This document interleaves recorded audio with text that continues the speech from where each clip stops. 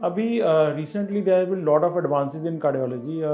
जो पहले हम सर्जरीज ओपन हार्ट करते थे, जिसमें हार्ट खोल के हमें सर्जरीज करनी पड़ती थी, वो अब हम माइनर प्रोसीजर में कवर कर लेते हैं। जैसे हार्ट वेल्व रिप्लेसमेंट पहले बहुत बड़ा प्रोसीजर होता था, आज के दिन हम उसको ग्रॉइन से ही जाके उस वेल्व को रिप्लेस कर सकते हैं, चाहे वो माइट्रल पोजीशन पे हो, चाहे वो ट्राइकस्पिड पोजीशन पे हो, चाहे वो एओर्टिक पोजीशन पे हो, तो ये वेल्व रिप्लेस किए जा सकते हैं।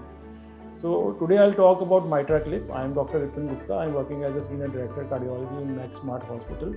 Now MitraClip एक स्पेसिफिक प्रोसीजर है जिसमें हम माइट्रल वेल्व, ये हार्ट का सबसे इंपॉर्टेंट वेल्व होता है, left side of the heart में होता है। तो ये दो चैम्बर्स होते हैं, एट्री और वेंट्रिकल, उनके बीच में होता है ये वेल्व। तो ये रेगुलेट करता है ब्लड फ्लो को, तो it does not let the blood go back.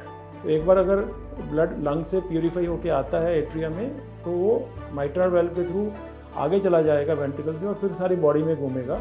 तो ये ब्लड वापस अगर लंग्स में चला जाएगा तो पेशेंट को हार्ट फेलियर हो सकता है। तो ये वेल्व ठीक कंडीशन में रहना एक पेशेंट के लिए बहुत ज़्यादा ज़रूरी है। माइट्रा रिगर्जिटेशन में क्या होगा कि ये वेल्व बढ़ जाएगा साइज़ में और वो ब्लड वापस लीक बैक करने लग जाएगा। तो इस डैमेज वेल्व को रिपेयर करने के लिए पहले तो हमारे पास एक ही ऑप्शन होती थी कि हम ओपन हार्ट करेंगे और इस वेल्व को रिप्लेस या रिपेयर कर देंगे।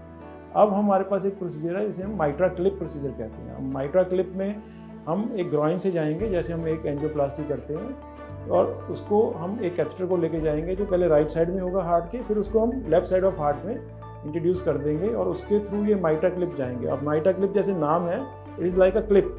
तो ये क्या करेगा कि हार्ट के जो दो माइट्रल वेल्व्स के दो लीफलेट्स हैं, तो ऐसे ऐसे अलग अलग मूव करते हैं और जिनको लीकेज होता है उनमें डैमेज हो जाते हैं, तो ये क्लोज नहीं हो पाते properly.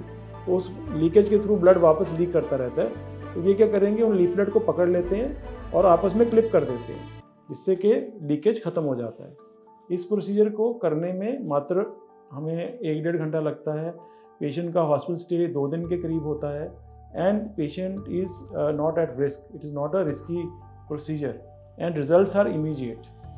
So I think this is a recent advancement. Everyone should know what is this MitraClip procedure, और whenever we have a patient जिसके mitral valve regurgitation हो रहा है, तो is this patient eligible for this MitraClip procedure or not, because ये एक बड़ी surgery बचाने में हमारी हेल्प करेगा। Thank you.